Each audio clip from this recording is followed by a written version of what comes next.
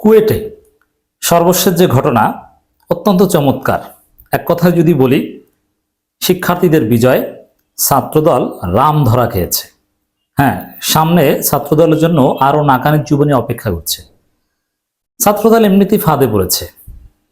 তরুণ প্রজন্মের প্রচারণার মুখে, তরুণ প্রজন্মের স্মার্টনেসের মুখে এই চাচ্চুরা আর টিকতে পারল না। দর্শক,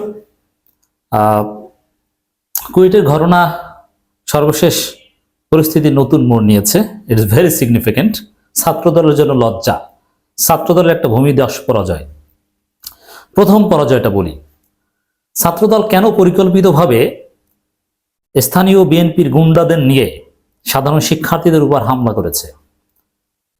কুয়েটের দালাল চোর ভিসিকে বা ভিসির সহায়তা নিয়ে উদ্দেশ্য ছিল যে ক্যাম্পাসে তারা ছাত্র রাজনীতি চালু করবে।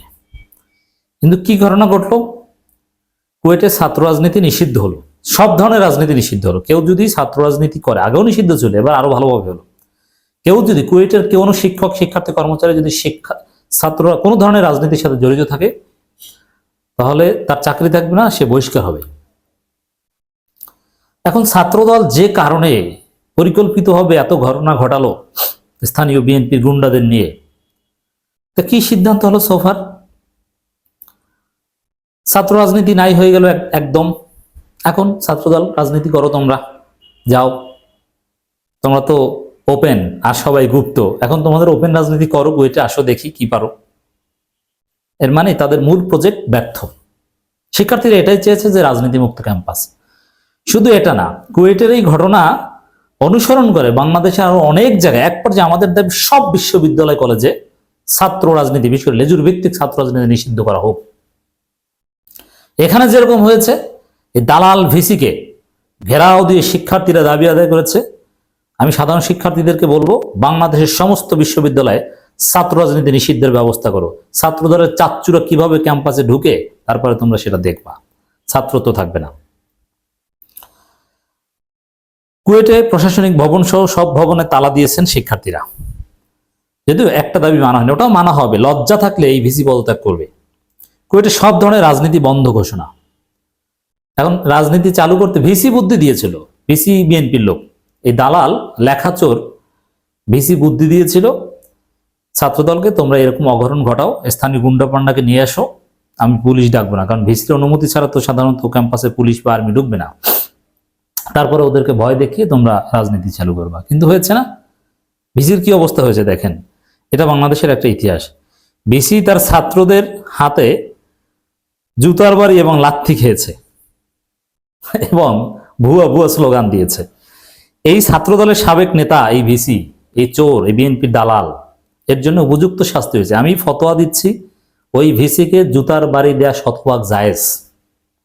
কারণ যে ভিসি পরিকল্পিতভাবে শিক্ষার্থীদের রক্ত ঝরায়, শিক্ষার্থীদের নিরাপত্তা দিতে ব্যর্থ, যে ভিসির চোখের সামনে এসে বহিরাগত সন্ত্রাসীরা এসে শিক্ষার্থীদের উপর হামলা করে তাদেরকে আহত করে নিহতর মতো অবস্থা করে, ওই ভিসিকে 101 বার জুতা পিটা করা যায়।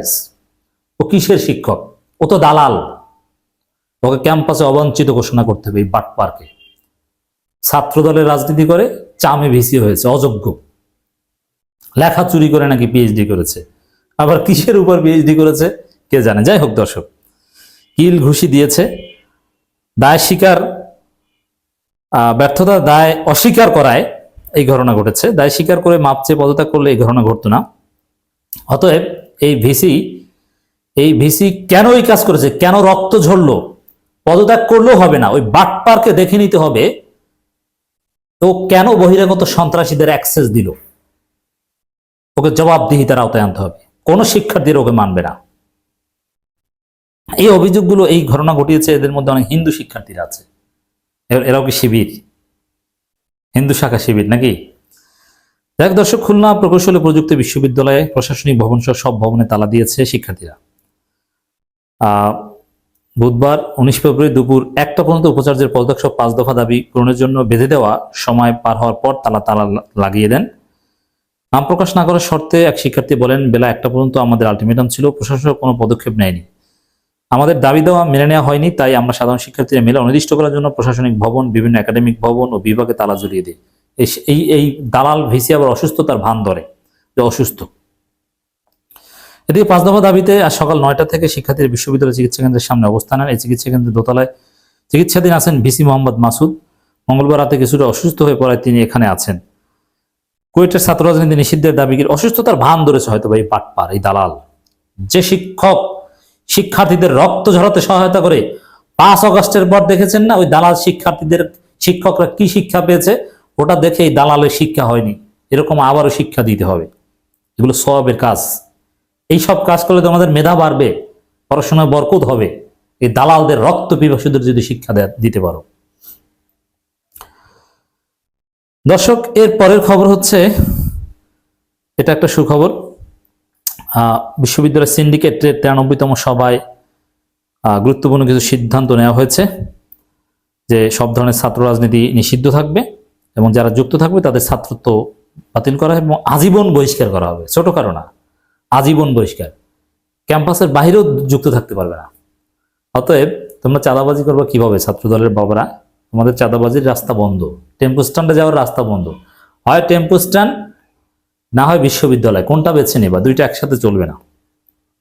শিক্ষক, কর্মকর্তা, কর্মচারীরাও কোন ধরনের রাজনৈতিক সংগঠন কার্যক্রমের সঙ্গে যুক্ত থাকতে পারবে না বলেও জানানো হয়। এটাই হচ্ছে মূল বিজয় শিক্ষার্থীদের এবং ছাত্র দলের মূল ব্যর্থতা। এই জায়গাটা নিয়েই তারা কাজ করেছিল।